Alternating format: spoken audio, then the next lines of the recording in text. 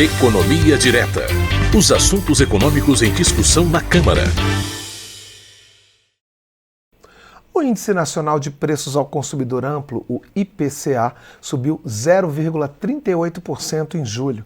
O aumento foi divulgado pelo Instituto Brasileiro de Geografia e Estatística, o IBGE. Com esse dado, a inflação acumulada em 12 meses é de 4,5%. O índice é calculado a partir do levantamento da variação de preços nos diversos setores de bens e serviços. Como é que esse aumento do IPCA se reflete no nosso bolso e como é que ele influencia as contas públicas do país?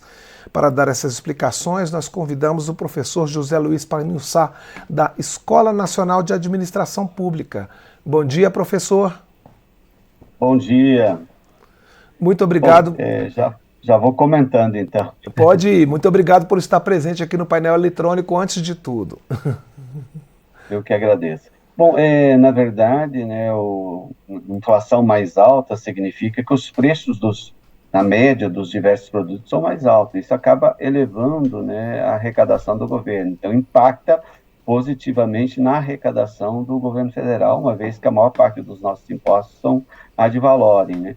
Mas para o consumidor é dramático, né? O poder de compra dele cai muito, né? Uma vez que o salário não se altera, né? E quando ele vai para o mercado, os preços dos produtos estão mais altos, ele tem um poder de compra menor, compra menos, portanto, né? Isso realmente é bem preocupante, né? Uma vez que quem sofre mais nessa situação sempre é aquele que não consegue se proteger da inflação, seja as pessoas mais pobres.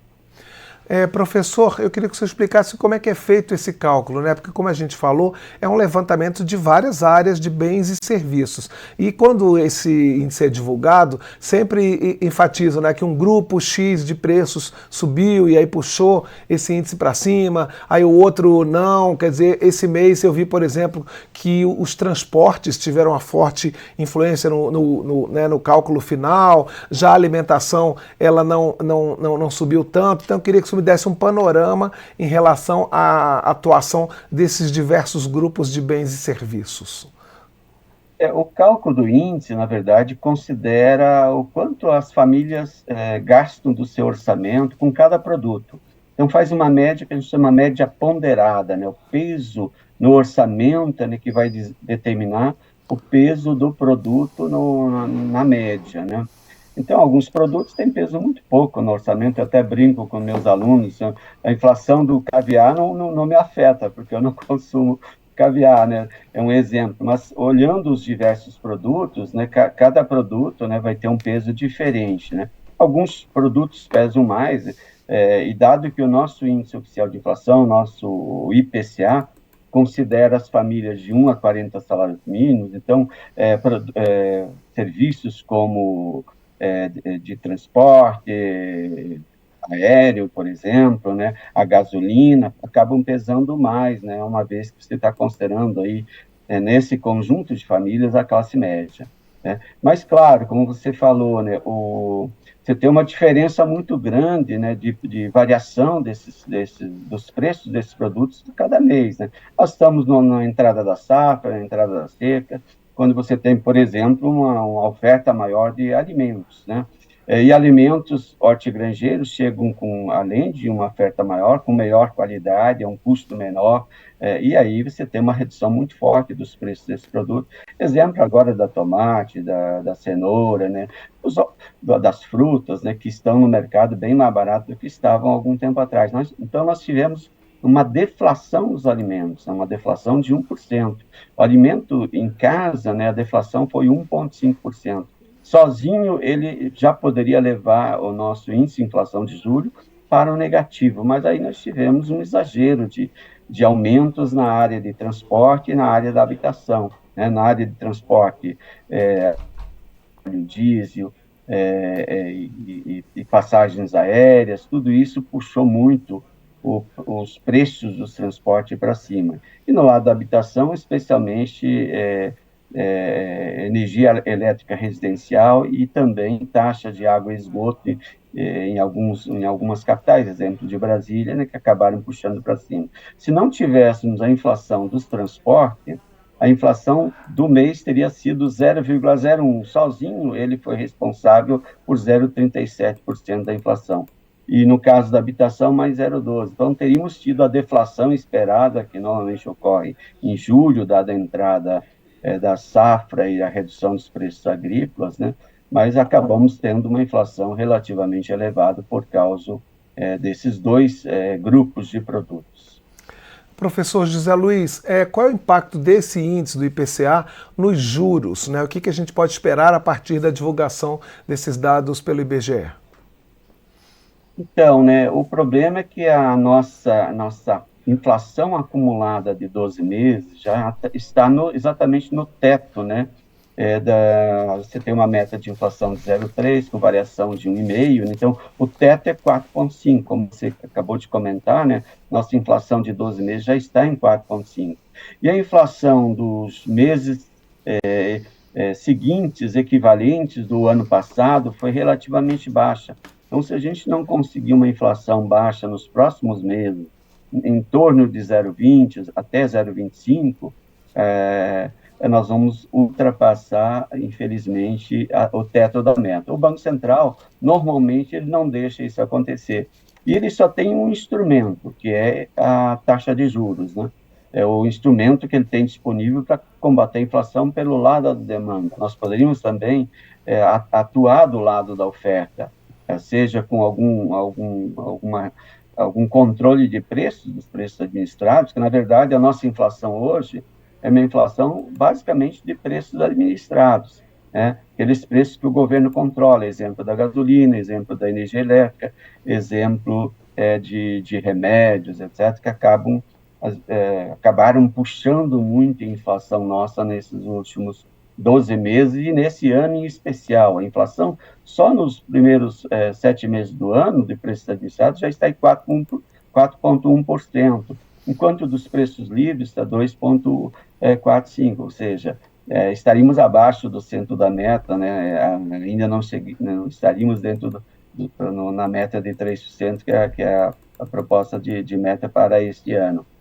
Então, infelizmente, a gente pode, sim, ter uma manutenção dessa taxa de juros, que já é muito alta por parte do Banco Central, enquanto o resto do mundo já está reduzindo suas taxas de juros de política monetária. Eu acompanho nessas taxas de juros diariamente, eu tabelo mais de 50 países, e infelizmente nós estamos com a taxa de juro real, descontada a inflação, mais alta do mundo, que tem um efeito negativo na economia, ou seja, juros muito altos, além de segurar a demanda, né, acaba freando a economia, a gente tem menos emprego.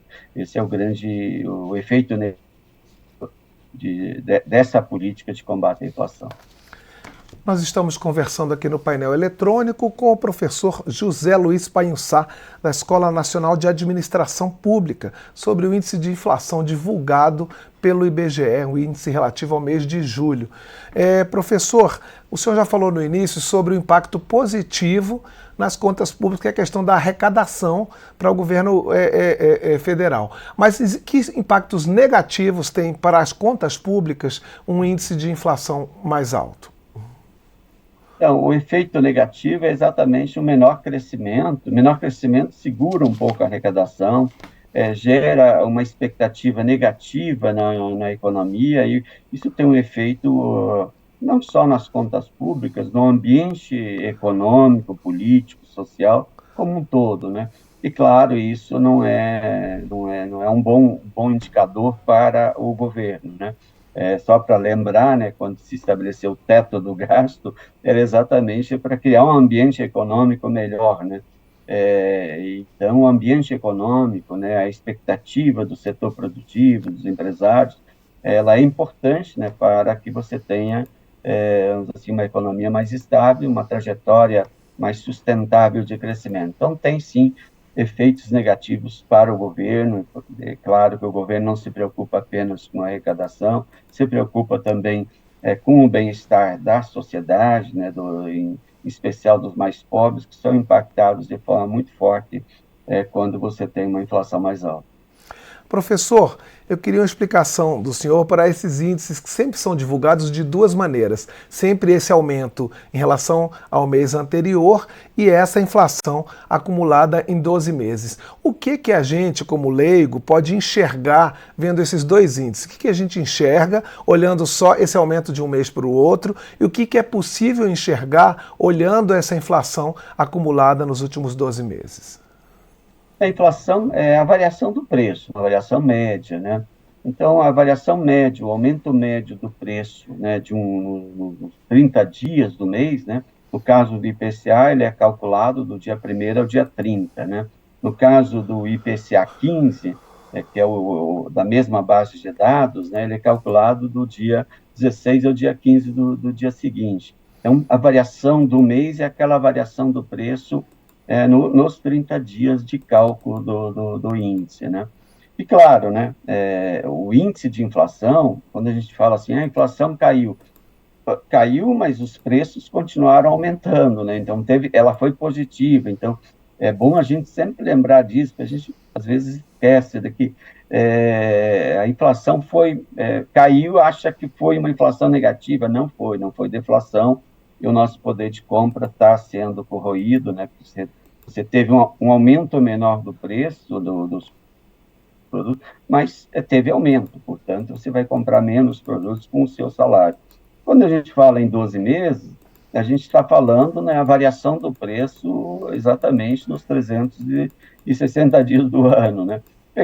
Você pode pegar a base, né, como foi agora, como a gente estava comentando, você comentou no início, né? A inflação dos 12 meses foi de 4,5%, quer dizer que o aumento médio dos preços nesses últimos 12 meses foi exatamente de 4,5%, pegando lá em julho de 2023 versus julho de 2024, né? Julho de 2023 nós tivemos uma inflação bem mais baixa do que foi nesse mês. Eu esperava que tivéssemos até deflação nesse mês de julho, mas esses aumentos de preços administrados acabaram elevando, né, a nossa variação de preço. Claro que a gente teve muitos produtos que tiveram deflação, ou seja, redução de preço, né? A deflação, que é a redução de preço. É o exemplo de boa parte dos produtos alimentícios, dada a entrada da safra, como eu comentei, e também as melhores condições de produção dos hortigranjeiros e das frutas. Professor, e o senhor já adiantou que uma expectativa boa seria contar com a inflação mensal aí nesse segundo semestre de 0,25, né, até 0,25. Né? Que expectativas que essa análise, né, dos últimos 12 meses traz para esse segundo semestre? O que a gente pode esperar? Então, no ano passado, nós tivemos uma inflação praticamente uniforme, né, nos meses finais do ano, né? Infelizmente, né, não é tão fácil você manter uma inflação próximo de 0,2%, 0,25%, né?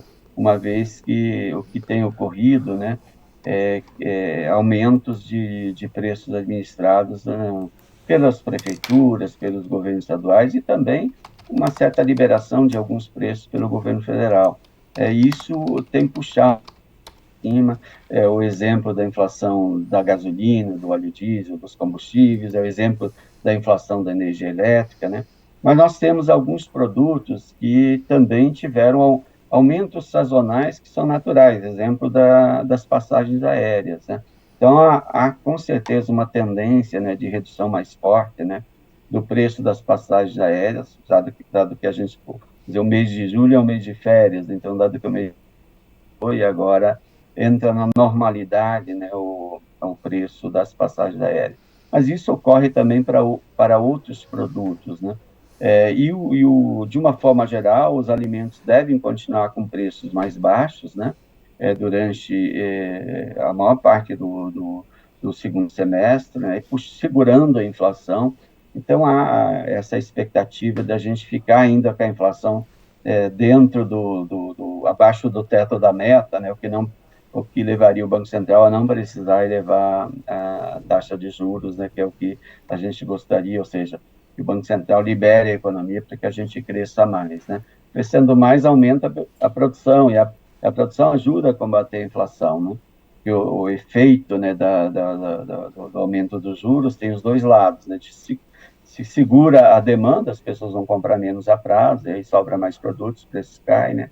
Por outro lado, freia a economia, né? E aí você tem também uma reduçãozinha da oferta, que faz com que a política não seja tão eficiente no combate à inflação.